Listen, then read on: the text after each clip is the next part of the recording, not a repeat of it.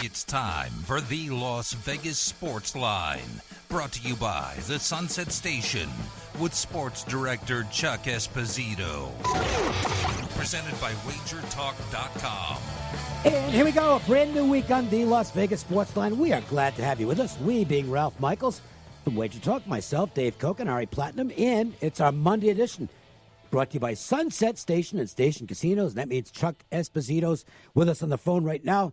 How are you, Chuck? What's going on? I'm doing well, guys. Always good to be on with you. Got a big NHL game tonight. Oh, we saw the Warriors even the series last night. So a lot of good stuff going on in the world of sports. And you know what? It's a quiet day. Only 4 baseball games plus the hockey game. One of those games, by the way, underway. The Angels and Cubs are scoreless in the 4th inning. We'll keep you posted on that. So I actually got to watch something that I don't bet on. It's not a gambling sport for me. It is for some people. But it's still a great sport to watch. I've been watching the French Open this morning from Roland Garros. And, sometimes it's as much as I like having action, it's kind of fun to just kick back and watch once in a while. And tennis is a pretty good way to do it. I wouldn't know. I have a vested interest on every single sport across the board. So we're always rooting for something. If it's watching college baseball or the girls softball or WNBA, there's nothing that we can just kind of sit back and enjoy, guys. Unfortunately, the business we're in, we've got a rooting interest in everything. But I guess that makes it kind of fun. I'm one of those few guys that can tell my family, sorry, guys, I got to watch that game. It's my job. I have to mention this because it's not a problem for us bettors because, and I'll give you an example. Yesterday's Angels game, I thought they'd start the rookie, but I wanted to play the Angels yesterday. But Brad Ausmus has been going this opener route kind of at random. So it was easy enough for me. I just put the bet in action. I didn't list pitchers like I usually do. But for those of you on the other side of the counter, like yourself, this has got to be a complete pain in the neck. I mean, not knowing who the starting pitcher is, these guys have got you jumping through hoops now to try and make the right price. Yeah, it is. I mean, we saw that trend start last year with Tampa, and it does. It does make it a little bit more difficult, and you've got so many guests that do like to list pitchers. But, we're in an information era. It's not just for our side of the counter. It's for the other side of the counter as well, and that information's out there, and you just try to decipher it and do your homework the best that you can on it and put up a number based on what, you think's going to happen. So, baseball's, changed so much with the shift and not as much small ball and a lot more strikeouts that it has changed dramatically, I would say, probably in the last 3 or 4 years, I think, more so than in the past for me. So we've had to make those adjustments, guys. And I found out something this morning that I honestly did not know, which is that under Nevada gaming regulations, you actually do have to list 2 starting pitchers for each game. I know there's an offshore entity that is now just putting up action, I think, on Angels games. We can't do that here. I did not know that, but that's apparently a Nevada gaming regulation that you've got to list 2 starting pitchers for each game. Well, you do, but we've actually in the past, for one team, you could list an entry, actually. Oh, okay. If the price is going to be extremely similar or identical, you could list, say, 2 pitchers for one team. If a team's going back and forth. So we do have that option as well. But you're right. We do have to have at least 2 pitchers in there for a game. Dave, we'll talk about this later with, in the 4x4, but add Seattle to the list. They will have an opener tonight for the first time with LeBlanc going to come in at some point in time. And even Seattle said, we're not sure who the opener is going to be, but we will pitch some opener tonight. So just another team to add to that mix. I wonder how, it's really received by, baseball purists. So, you look at lagging attendance numbers across the board in baseball, and you see with every year now it seems to drop off more and more. And you look at the disparity between the really good teams and the really bad teams. I mean, you've got teams now that are just terrific, and you're not even at the All-Star break yet. And you have to wonder long-term, for baseball to continue to flourish, what changes they need to make to get the fans back. And I'm just not sure not having that pitcher, where having pitcher by committee has been received all that well. I know you're each team, and the league does it to benefit the teams, and you're looking to win ball games. But I just wonder from a fan's perspective, if that's something that's been received well or not. I don't know, but I can tell you this. I really think this is going to happen. I believe they're going to outlaw the shift within the next few years so that you can shade guys, but you're not going to be able to play three guys on the same side of the infield. Now, purists might hate it, but and I'm not saying whether I like it or not, but I think it's going to happen. And I also do think you're going to have a requirement put in that pitchers have to face at least three hitters, barring an injury. You know what? I'm a traditionalist, but I do see the numbers going in the wrong direction. Here's one other thing that they could do right now, though. Get rid of this stupid blackout rule. I mean, how do you, in 2019, have a system in place that actually takes eyes away from the product? That makes no sense. I totally agree with that. From our side of the counter, guys, there's a direct correlation from being able to watch an event and wager on the event. Yes. And when you've got arguably the best team in baseball now that is blacked out 7 out of 10 days, it is just craziness. And you hear the displeasure from the guests every single day. And you know what? If you piss off the people enough, they'll just find something else to watch. Well, we continue to expand our menu. If it's additional soccer leagues, if it's putting up a women's softball, if it's the WNBA, it's college baseball, anything that we can add to our menu every single day, guys. We're trying to be more aggressive and give something back. I mean, the mobile app enables guests who, for whatever reason, can't get there now to have that sports book in the palm of your hand. And there's so many other things out there. Hey, if you're going to black out, games like that, you're absolutely right. They will find other things because the wagering menu now is so extensive, and we continue to look at ways to add every day. Chuck, let's go behind the counter and tell us what last night's results were with the Warriors coming back and having the epic run of 18-0 run in the third quarter. It was 20, wasn't it? Yeah, did it end up being 20? Well, what were the results for the house? Well, we were Raptors fans, guys. I'm going to tell you, having the Warriors win, of course, money line and plus a few points was really good for the bettors.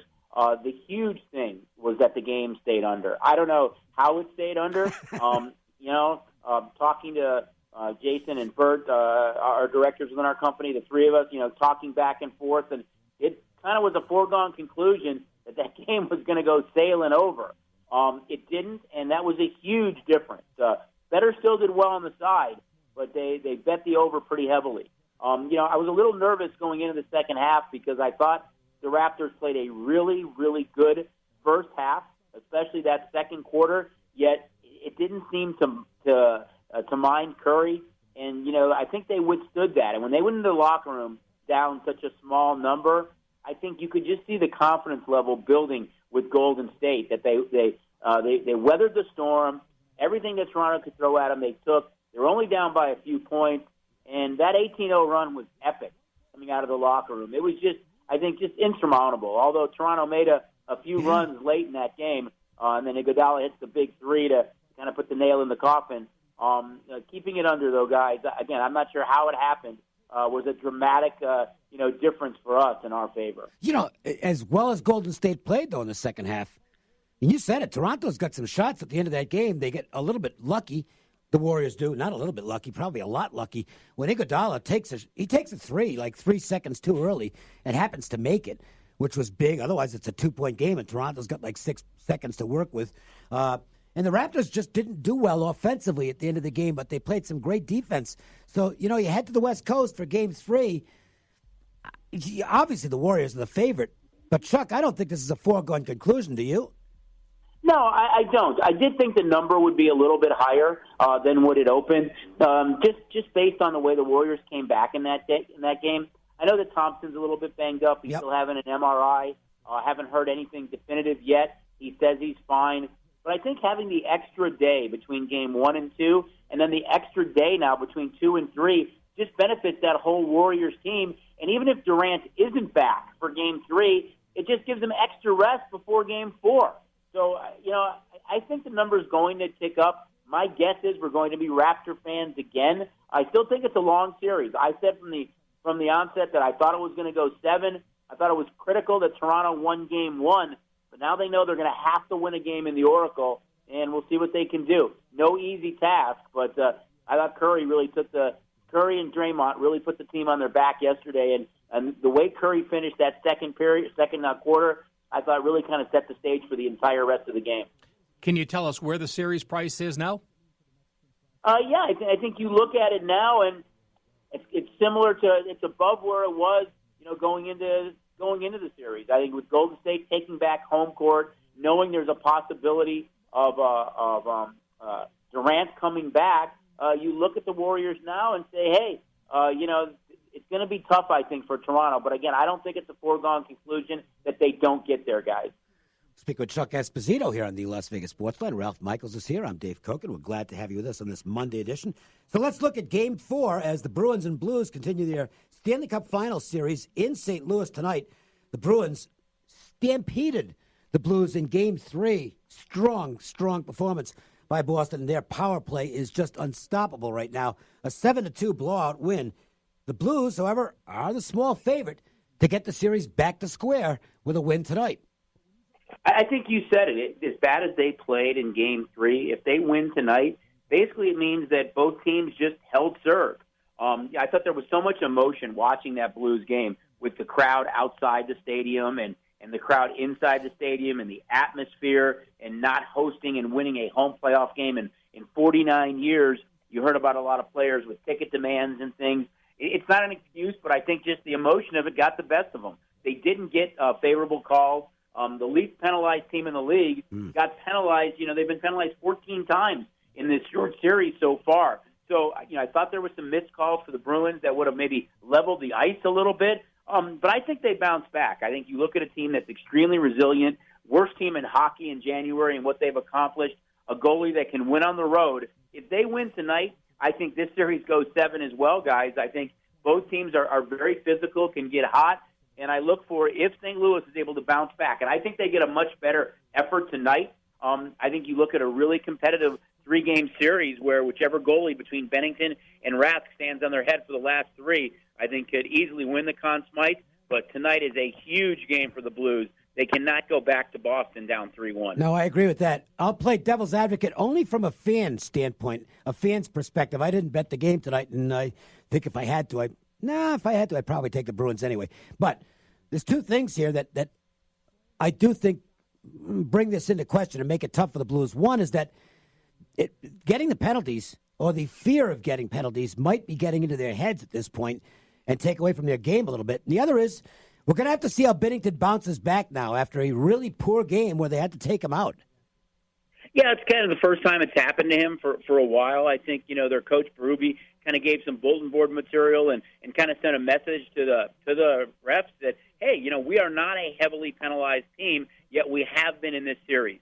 I thought, again, there were some missed calls for the Bruins. I think you see that just level out. It's just the way that it goes. Sometimes that happens. I think the physicality of the Bruins maybe got into their head a little bit. But if you remember when Chicago and Boston played in the Stanley Cup, it was kind of the same thing, the physicality of the Bruins early in that series. Then you looked at Chicago kind of let their game take over. I think if St. Louis plays their game, and I think the first 10 minutes tonight are going to be critical. Yeah. If they can score first, I think it's a different series. I really do, guys. I'm not all that concerned at this point. I know you give home ice back to Boston by losing Game 3, but I think you can win this game, and I think you just make it a 3-game series. But I think the first 10 minutes is critical tonight, as there's been a goal scored early in every game so far. You don't often hear head coaches talk about being flabbergasted in the middle of a series, but, he pointed out in the paper this morning, St. Louis was the least penalized team over the first 3 periods in NHL playoff action. And then, as you said, to have 14 penalties and allow 6 power play goals in those 14 have really swung this series. It has, and again, they are a very physical team. And you look at the power play, the way that Boston has played, as you guys alluded to, the fact that first line is so overwhelming and that they can roll 4 lines out is pretty dominant. But you still look at St. Louis. They've got some depth on that team. There was a lot of emotion there, guys. I mean, you could just see it and hear it. It was kind of fun to watch. It was a shame that they got off to such a bad start in that game. But I do think you get a much better effort tonight. I really do, in my opinion. Chuck, we had something very unusual take place over the weekend. These don't happen often in